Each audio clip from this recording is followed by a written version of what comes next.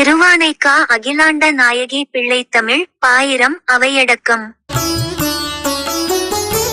பொங்கும் அலை நீர் பருகும் ஒரு முனிவன் அமர்நரும் பொதியத்து இருந்து எழுந்து பொன்னை வீயின் தாது அடைந்த இளமென்சிறு புதுத்தென்றல் வந்து அரும்ப எங்கும் உளிர் செந்தழல் அரும்பு தேமா அடர் எழில் காவை அம்பதியின் மேவு எம்பிராட்டிக்கு யான் உரைசை பிள்ளை கவி இது என் போல் இருக்குமெனில் தங்கு மோதறிவுடைய சான்றோர் ஊரும் தெய்வ சைவ நெறி ஒழுகுவோரின் சங்கத்து மெய்ப்பொருள் உணர்த்து நூல் புகழுவதுதான் கேட்ட எழுந்து தீம்பால்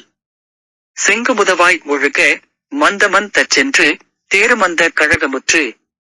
ஓர் சிறுமணல்கை பற்றி ஒரு சிறு குழவி குழரும் சிறப்பினுக்கு ஒக்குமன்றே. பொழிப்புரை. அலை பொங்கும் கடல் நீரினை பருகிய அகத்திய முனிவர் வாழும் பொதியமலையில் இருந்து புறப்பட்டு புன்னை மலரில் பொருந்திய நறுமணம் மிக்க பூந்தாதினை துழாவிய இனிய சிறிய மென்மையான புதுத்தென்றல் வந்ததால்